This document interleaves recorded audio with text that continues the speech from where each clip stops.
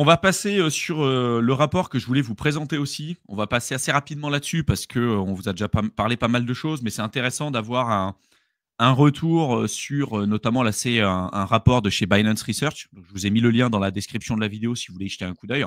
Et ça permet d'avoir quelques chiffres en plus pour étayer un peu plus les propos qu'on vous a exposés depuis le début de cette présentation. Donc là, on voit bien mon écran, Théo. Yes. Ouais, nickel. Donc là, je vous ai mis, il nous présente plutôt un graphique avec la capitalisation du marché crypto en pourcentage, alors soit en augmentation, soit en baisse, en fonction des différents mois et de ce qu'on pourrait aussi s'attendre, parce qu'on a quand même un certain schéma. On voit que sur 2024, on a eu évidemment des corrections, mais que globalement, ça a été une année très largement dans le vert, et surtout pour des nouveaux schémas narratifs et sur les coins de cycle 1. Pour l'instant, même l'Ether et sur tous les coins de cycle 2, sur des anciens schémas narratifs, pour beaucoup d'entre eux, sont encore très largement dans le trou, 80-90% en dollars et y compris en BTC, mais on a quand même eu un réveil. Et si on regarde par exemple sur 2021, on s'attend quand même à avoir une belle progression et surtout une surperformance des alts par rapport au BTC. Ça, faudra suivre. En février, Voilà, sur le cycle précédent. exactement. Ensuite, vous avez les performances, donc ils mettent le performance des plus grosses cryptos par capitalisation. Donc on a eu, tiens, la grosse surprise, le TRX. Franchement, et d'ailleurs, si vous regardez la charte du TRX, c'est quand même un truc de fou. Je vais vous la montrer parce que pour beaucoup, on est quand même beaucoup à cracher sur Tron et sur Justin Sun. Tout le monde dit c'est un shitcoin, c'est un shitcoin, c'est un shitcoin, et moi je suis convaincu que c'est pas le meilleur projet à détenir en portefeuille. Néanmoins, si vous êtes là pour faire de l'argent en crypto, j'ai été surpris, franchement, de regarder le graphique. Voilà, vous avez un graphique quand même sur Tron qui est mieux que 99% des projets en crypto quand même. Et y compris des projets avec des forts fondamentaux, etc. etc. Voilà. On est quand même, on a dépassé à l'ATH, c'est fait partie des rares projets de cycle 2, 3 maintenant, qui ont dépassé leur ATH assez tôt dans le cycle. C'est quand même assez rare. Donc on peut se dire c'est la manipulation ou ce qu'on veut. Souvent, quand on n'a pas le projet, on considère que c'est un scam. Et puis, quand on a en portefeuille, on se dit c'est génial, c'est l'innovation du siècle. Je pense que c'est important de se rendre compte quand même. Enfin, moi, je ne m'attendais pas du tout à ce genre de graphique sur le Tron. Je sais pas si toi, tu t'imaginais ça, Théo, mais Non, je l'avais pas regardé d'ailleurs, et je pense, oui, c'est pas dégueu comme chart. Hein. Tu t'enlèves Tron et tu dis, ouais, franchement, le breakout, il est franc. Ça, bon, ça n'a pas trop corrigé. La correction de Mystics, bien évidemment, comme tous les projets. Mais en fait, depuis juillet ou quoi, ça fait que monter, quoi. Donc, bon, à voir ce que ça donne. C'est pas non plus, effectivement, en termes de le projet en lui-même, tout ce qu'il y a autour, tout ce qui est dessus, bon, c'est pas fou.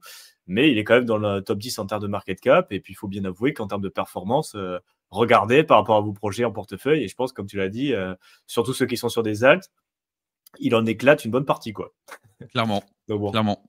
Après, ils ont su profiter un peu de la hype assez tôt sur les RWA et puis un peu sur les mêmes coins aussi. Là, en ce moment, il y a tout un grabuge qui se passe parce qu'il sort des rendements à 20% sur un stablecoin et les mecs leur disent ils sont allés voir Justin Sun en lui disant mais attends, tes 20%, ils viennent d'où les rendements? Lui, il te dit t'inquiète, vous préoccupez pas de ça, on a beaucoup d'argent, vous allez faire 20%. Et là, les gens, ils disent frérot, on se souvient très bien de ce qui s'est passé avec l'UST et le Luna à 20%, là, avec Mirror Protocol. C'est pas Mirror, c'était Encore, si je ne me trompe pas, c'était Encore. Ouais. Et Mirror, c'était autre chose, c'était des produits synthétiques. Mais voilà, en gros, lui, c'est t'inquiète pas, tu fais 20% sur du stablecoin, y compris dans des périodes comme ça. Bon, évidemment, tout ce qu'on vous dit, c'est pas des incitations à aller acheter du Tron et d'aller faire ça. Vous faites ce que vous voulez. C'est juste. Bon, ça lève quand même un certain nombre de questions. Et aujourd'hui, en termes de perf, je ne m'attendais pas du tout à ça. Au niveau du BNB, bon, pareil, il y a eu des belles performances. Après, il y a eu une correction, forcément, sur le dernier mois. Là, il y a eu une correction importante avec la latéralisation du BTC et le regain en dominance. Donc, on a eu une résistance et certains qui ont été plutôt résilients à la correction du BTC. Parmi les projets, on a le BNB et le TRX. Et sinon, la plupart des projets ont eu une belle correction. Si on regarde au niveau de la DeFi, la TVL, elle a pas mal augmenté aussi sur la plupart des projets crypto et on se retrouve encore avec une grosse market share, une dominance de l'Ether qui est encore importante quand même sur la finance décentralisée. Mais on a également aussi d'autres projets qui gagnent en puissance. Donc, on a Arbitrum, on a Solana. On a également aussi d'autres écosystèmes qu'on retrouve dans Other.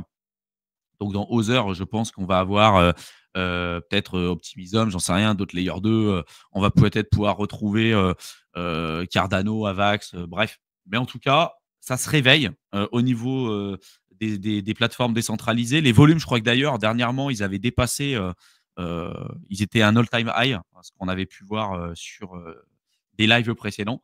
Donc ça, c'est plutôt bullish. Mais pour l'instant, la plupart des projets DeFi et des codes de cycle 2, et d'ailleurs la DeFi, c'est un ancien schéma narratif, on est encore très loin pour beaucoup de projets des précédents plus hauts. Donc ça, voilà, à voir un petit peu ce qui va se passer.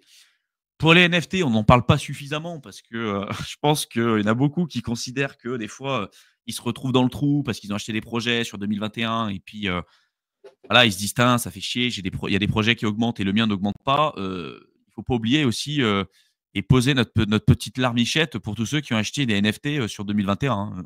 Eux, pour beaucoup d'entre eux, sont encore très, très, très, très, très, très, très largement dans le trou aussi. On a même les plus grosses collections comme les CryptoPunk et les Bored Ape qui sont encore bien en dessous de leur précédent plus haut. On a eu des belles remontadas aussi avec les Pudgy Penguin avec leur NFT.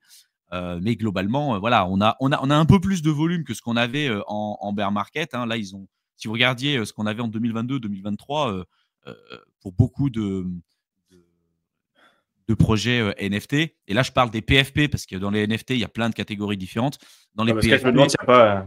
Ouais, ça, on est bien en dessous. Après, je ne sais pas s'ils comptent les ordinals et les inscriptions, parce que pour le coup, il y a une hype, si vous vous souvenez, assez sur Bitcoin. Donc, les NFT, bon, pour simplifier, il ne rentrera pas dans. Il y a des lives dessus si vous voulez les regarder. Mais il y a eu de la hype entre les inscriptions et les ordinals où ça, je ne sais pas si c'est compté là-dedans, qui est bien retombé aussi. Donc, dans l'idée, bon, ça va remonter un peu en bull run, bien évidemment, mais on est quand même sur un désintérêt assez important du marché pour ce type d'actifs, bien qu'il continue d'exister, ne serait-ce que par les RWA, qui est aussi un secteur où les NFT sont utilisés, même si ce n'est pas des images de chats ou de pingouins ou de ce que vous voulez. C'est clair. Donc après, à voir. En général, quand on a la catégorie des NFT type PFP qui explose, là, j'ai vu revoir la dernière fois quelques tweets. Je me suis inscrit à pas mal de bots sur Twitter. J'ai commencé à voir qu'il y en avait qui commençaient à racheter de nouveau des Ether Rock pour des centaines d'Ethers. Voilà, en général, ça pue. Hein. En général, quand on commence à voir ça, c'est rarement bon signe. Aussi, une news intéressante et qui est présentée là, c'est de dire en fait que le Bitcoin, c'est devenu le 7e actif le plus valorisé au monde. C'est quand même énorme de se dire que c'est quelque chose qui a été créé en 2009, il y a à peine 16 ans, avec zéro budget marketing quand même. Et aujourd'hui, on est quand même une classe d'actifs en tant que telle, dans son intégralité. Et puis, on est devenu, en tout cas pour le cas du Bitcoin, c'est devenu le 7e actif le plus valorisé dans le monde. Et peut-être que dans les prochaines années, ça deviendra le premier au-dessus de l'or. Donc, je trouve ça dingue de dire que c'est quelque chose qui a été créé à partir de rien, pas grand-chose, qui a été envoyé à quelques personnes sur une mailing list. Le fondateur ou les fondateurs ou la fondatrice ou les fondatrices, on ne sait pas encore qui sont ces personnes et on ne les saura sans doute jamais, réussi en fait à changer profondément le cours de l'histoire quoi, et notre rapport à l'argent. Je trouve ça complètement fou. Si on continue un peu, vous avez certains stablecoins aussi qui se développent. Alors, il y a l'USDS et l'USDE. Là, l'USDE est passé au-dessus de l'USDS et est devenu la troisième plus grosse crypto en stablecoin. En fait, on avait donc le DAI, l'USDT, l'USDC. Et là, on a l'USDE qui est passé au-dessus du DAI, si je ne me trompe pas, en termes de capitalisation. Ça reste un nouveau stablecoin, donc attention. Ça ne veut pas dire que vous ne devez pas l'utiliser. Ça ne veut pas dire que vous ne pouvez pas faire de l'argent dessus, évidemment. Je crois que c'est avec Ethenea ce stablecoin, il faudrait revérifier. Mais voilà, on commence à avoir des nouveaux lancements de stablecoin et souvent, en bull market, il y a plein d'innovations. Là où ça casse et en général, là où il y a des problèmes, c'est plutôt en bear market. Donc attention. Tout le monde parlait de l'UST en bull run, qui est un stablecoin algorithmique. En bear market, en général, ça a plutôt fait mal. Ça, c'est pas forcément intéressant. Je vais avancer. Et après, il parle de tout ce qui est lié aux agents IA. On avait fait tout un live avec Théo sur les agents IA. Et vous voyez que vous avez les plus gros, donc en termes de mindshare et de part de marché, Vous avez Virtual Protocol avec AICZ.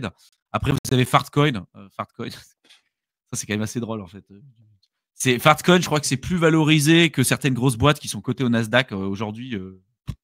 Voilà. Welcome to crypto. Ouais. Vous avez XBT, vous avez le GOAT, évidemment, qui a permis de lancer en fait toute cette hype et toute cette mania sur les agents IA, qui en fait un mix Agent entre autonome aussi. l'IA.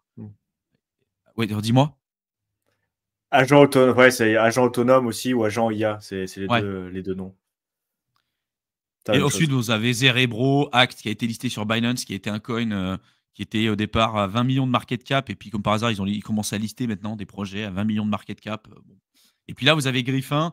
Griffin, qui est pas vraiment un agent IA en tant que tel. En fait, ils sont en train de faire des mix maintenant avec ce qui fonctionne. C'est-à-dire qu'ils se sont dit, on prend les mêmes coins, on prend l'IA, on va faire les agents IA. Voilà, c'est la nouvelle révolution. Là, ils ont pris l'IA avec la DeFi et ils appellent ça maintenant la DeFi, D-E-F-A-I. Pas la D-E-F-I, la D-E-F-A-I. Là, pareil, il y a énormément de bullshit et parmi là-dessus, je ne dis pas que Griffin c'est du bullshit, je n'ai pas suffisamment creusé le projet, mais attention, ils sont en train de mixer des trucs qui sont recherchés et des narratifs sur lesquels on a vraiment de tout et n'importe quoi et ils sont en train de le mixer avec tout ce qui est à côté, quoi. Pareil, là, ils font la DeFi, finance décentralisée IA. Demain, on va te sortir la GameFi, donc le jeu vidéo, crypto avec de l'intelligence artificielle. Et on commence déjà à entendre parler un petit peu aussi de ce truc-là. Après, on pourra très bien avoir les NFT avec l'IA. Voilà. Tout ce qui est mixage, comme ça, attention, c'est recherché en ce moment. Il y a énormément d'arnaques, énormément de bullshit. Énormément de bullshit. C'est comme si vous mixiez vraiment le pire de tous les mondes là-dedans, quoi. Vous prenez l'IA, où on peut faire tout et n'importe quoi aujourd'hui, et les mêmes coins. Vous avez tout et n'importe quoi. Et ça ne veut pas dire que tout est acheté, évidemment. On a un discours qui est beaucoup plus mesuré que ça. Mais attention, pour tous les nouveaux, là, c'est pas du tout un marché de débutants. Si vous rentrez là-dedans, je suis intimement convaincu que vous allez vous faire avoir. Donc, soyez vigilants. Et pour terminer là-dessus, vous avez quelques événements qui devraient arriver là dans les prochains jours, prochaines semaines, sur le mois de janvier. Donc voilà, il vous répertorie ici toutes les dates importantes avec évidemment toutes les datas et toutes les sources qui ont été utilisées pour référence sur cet article. Je ne sais pas si tu veux rajouter autre chose avant qu'on prenne quelques questions, Théo. Non, mais après, tu vois, au niveau de la hype, là on a eu les mêmes coins IA, les agents IA autonomes, et là, on est en train de voir le DeFi, donc D-E-F-A-I. Donc, en fait, c'est les infrastructures pour les agents autonomes IA, parce qu'apparemment, comme c'est le nouveau schéma narratif, à la mode, ça se développe, mais à chaque fois, au final, tu as le schéma narratif du cycle le plus en vogue et les autres schémas narratifs qui essaient de venir se greffer un peu dessus pour faire un pivot au niveau marketing et attirer le chaland.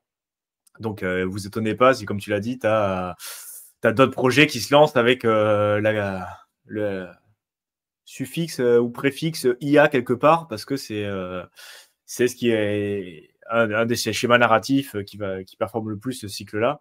Donc voilà, on mettrait une petite couche IA, technologie sur quelque chose qui existe déjà et qui n'a même pas forcément besoin de l'IA, même pas forcément besoin de la crypto, parce qu'il y a aussi beaucoup de projets au final qui rajoutent un token pour faire de la thune, mais il n'y a pas forcément besoin du token. Mais maintenant, on aura le token plus la couche IA, donc beaucoup de bullshit pour pas grand-chose derrière. Mais bon, il y a quand même des gens pour spéculer là-dessus et il y aura de l'argent qui sera fait, il n'y a pas de souci par rapport à ça. Évidemment, comme tu l'as dit, on n'est pas en train de dire que tout ce qui se passe aujourd'hui sur l'IA, les mêmes coins et tout, je le répète, parce qu'il y en a toujours qui prennent notre propos et qui le sortent du contexte, évidemment qu'il y a des choses intéressantes. D'accord ? On n'est pas en train de dire que tout est pourri. Mais attention, voilà, il y a des hypes aussi que vous pouvez avoir pendant un certain temps et qui, au final, s'essoufflent assez rapidement. On en avait parlé aujourd'hui, des ordinals, des BRC20, des SRC20, des inscriptions sur Bitcoin.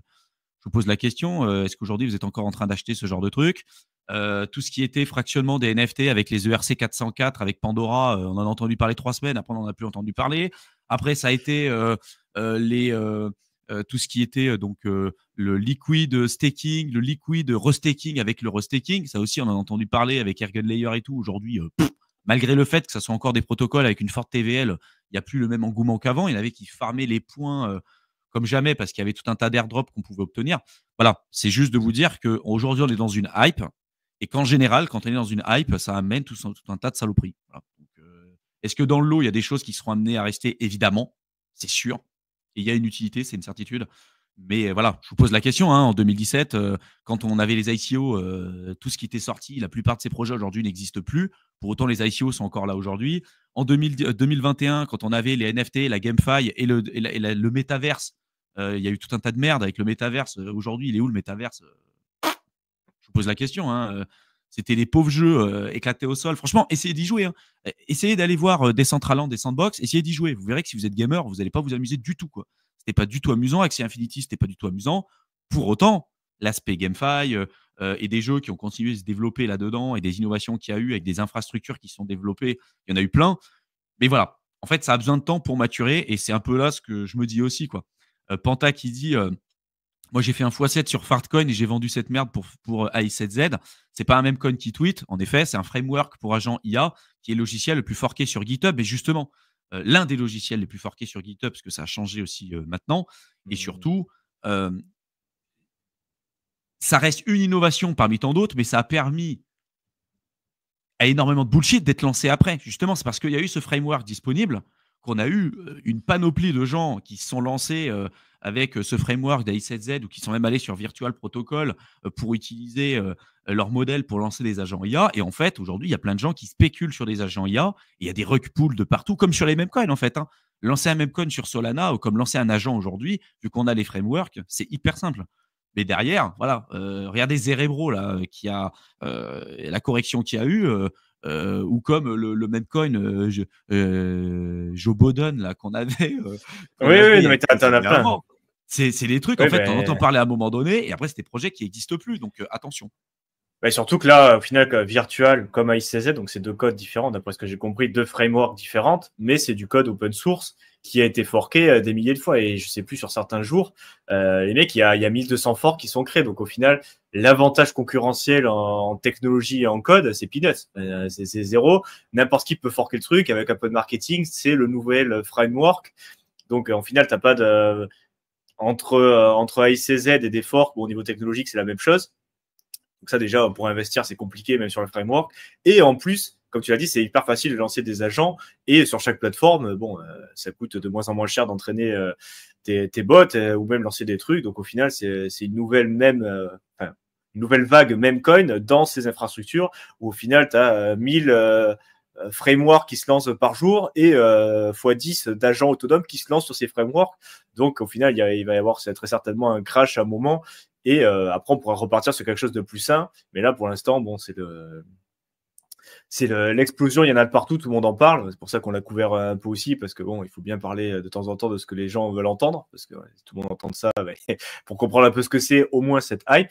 Et après, on fera la prédiction, mais à mon avis, ça finira comme les late stage memecoin méta, donc les dernière étape de la méta des memecoins, donc c'est-à-dire attirer l'attention de toutes les manières possibles sur sa framework, sur ses agents, et on finira sur des trucs racistes, des trucs dégueulasses, ou comme sur les memecoins, en fait, où les mecs sur Pump Fun, ils se filmaient en live à poil, en train de consommer du fentanyl, et faire des trucs genre si jamais on arrive à tant de market cap, je fais insérer le truc débile ou dangereux pour ma santé, ou tu vois, un truc comme ça.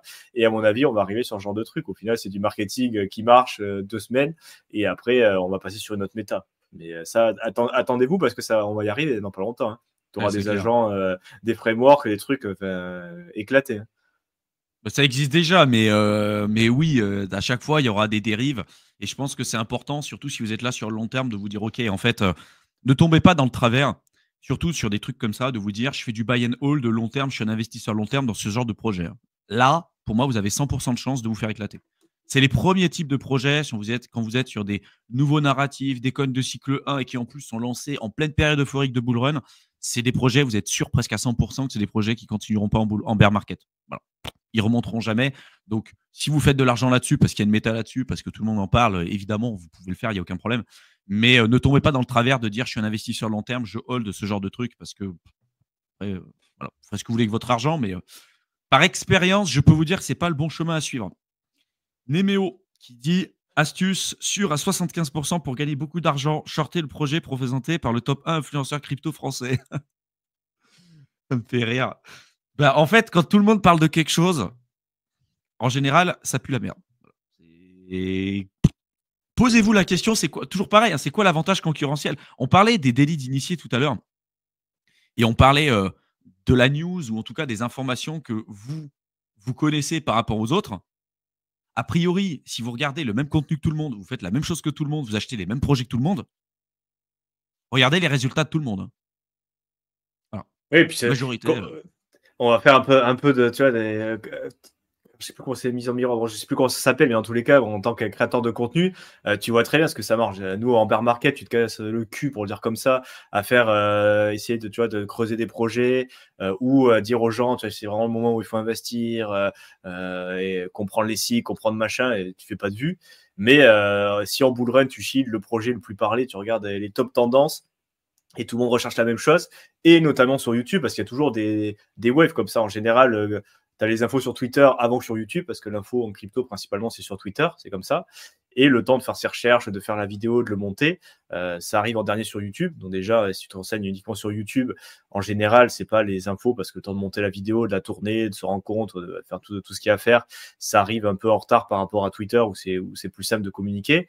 Et en plus, il y a tout un effet, mais effectivement, quand tu arrives à un certain niveau, bon, tu vois, par exemple, moi sur ma chaîne Aventure Crypto, j'ai même pas 2000 abonnés, donc en termes d'afflux, je suis très nobody, quoi, je compte rien. Mais si tu veux faire des vues, maintenir un certain statut, tu es obligé de parler au final de ce qui marche en ce moment, même si c'est pas forcément le meilleur moment, parce que si ça marche, c'est en crypto, ça veut dire que le prix a pumpé, hein. On n'est pas dupe, hein. Quand les gens s'intéressent à un truc, en général, c'est que tu as des grosses bougies vertes qui ont suivi, et quand tout le monde commence à en parler, comme l'a dit Thibaut, c'est que ça, en général, ça pue. Le meilleur moment, c'est quand personne n'en parle, que personne n'a compris ce que ça voulait dire, l'intérêt de tout ça. Bon, là, c'était bon moment. Et quand il y avait des risques, on en quand il y parle. avait des risques, Oui, bah oui. quand tu étais en Oui, mode, bah, ça va voilà, déjà, ça ils, fait ils peur veulent pas et le prendre tout. risque. Ils veulent être sûr d'acheter un truc qui a déjà fait un x3 et se dire, bon, ça, il y a au moins x3 derrière.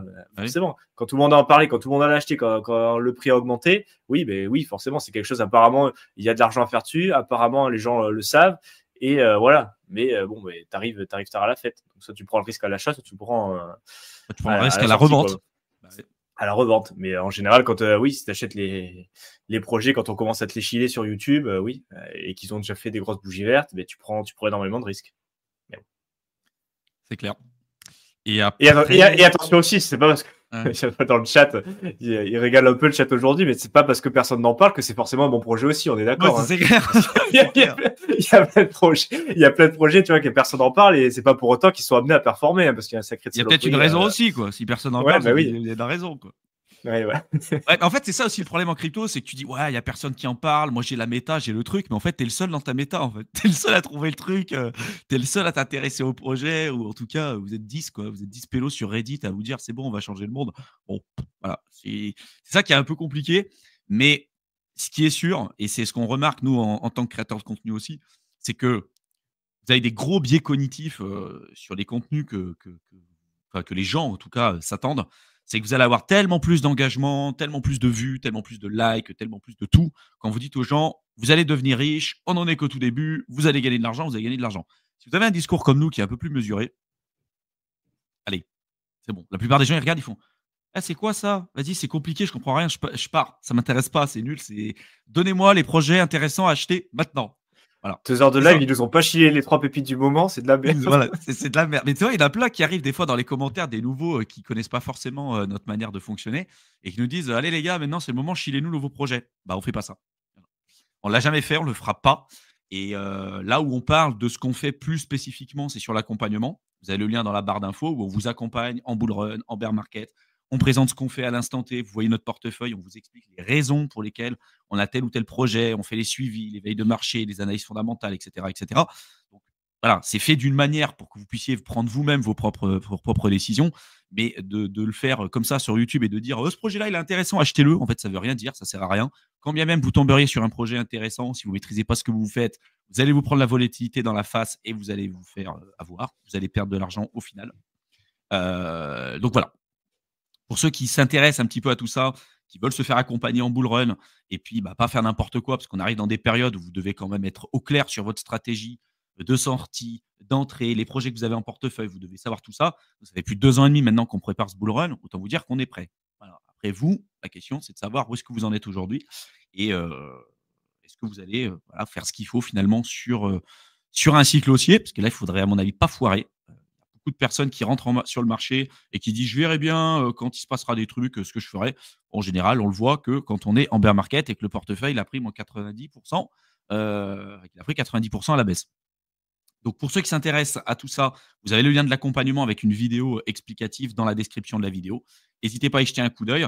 Et pareil, pour tous ceux qui veulent devenir autonomes dans leur investissement et être capables de prendre leurs propres décisions, vous avez notre programme phare qui s'appelle Crypto Investisseur. Pareil, vous avez le lien juste en dessous qui vous donne toutes les bases à connaître. C'est plus de 55 heures de contenu quand même que sur la crypto qui vous donne tout ce qu'il faut savoir pour devenir autonome. Donc, vous avez l'analyse fondamentale, l'analyse technique, l'analyse on-chain. Vous avez la finance décentralisée, la sécurisation des actifs numériques. Vous avez une partie aussi sur la fiscalité qui va être ajoutée prochainement. On vous donne accès à nos contacts personnels. Enfin, voilà. C'est un truc énorme qui a été fait. Jetez-y un coup d'œil. Pareil, vous avez une vidéo explicative. Vous retrouverez tout ce qu'il faut dans la description de la vidéo. On va reprendre d'autres petites questions. Panta qui dit le framework virtual n'a rien à voir avec ICZ qui est complètement open source. Alors oui, c'est vrai, mais ça reste des frameworks quand même, quoi. Donc, et puis on reste sur des projets qui sont ultra hypés. En fait, c'est ce qu'on dit. On est quand même sur des projets qui sont ultra hypés, sur une dynamique qui est ultra hypée. Est-ce qu'il y a encore de l'argent à aller se faire dessus? Je pense que oui, à part s'il y a un gros rug pool, mais je pense qu'on est encore dans des dimensions ou dans des dispositions où il y a de l'argent à aller faire. Mais nous, vraiment, dans notre profil et dans ce qu'on fait et dans ce qu'on évoque depuis 2018 sur cette chaîne, on n'achète jamais la hype. Tu vois, on se place sur des projets, sur des trucs quand la plupart du temps, personne n'en parle. Hein. Et quand ça se réveille, bah, en fait, nous, on s'est déjà placé sur les trucs depuis des mois, voire des années, en fait. Chainlink, la première fois où on en a parlé, c'était le produit à l'époque, il était à 70 centimes. Nos premiers links qu'on avait achetés, c'était entre 70 et 1 euro.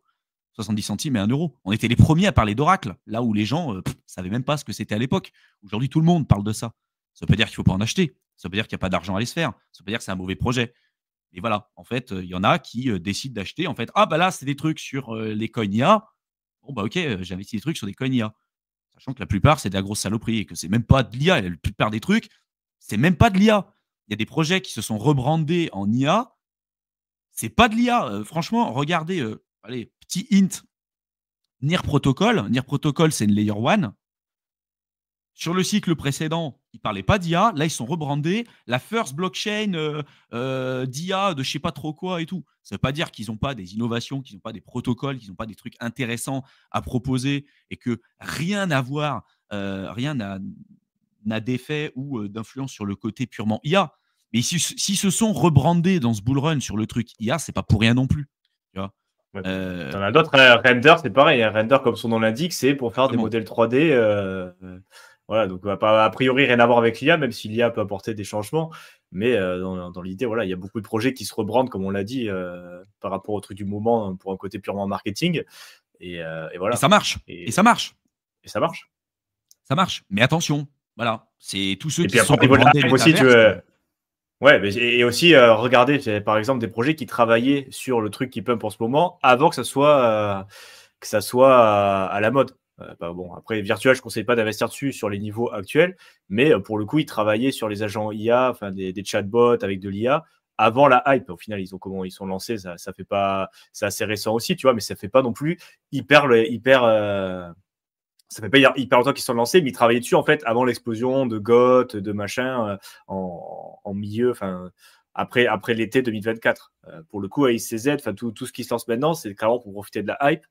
Donc il y a aussi cet aspect-là, tu vois.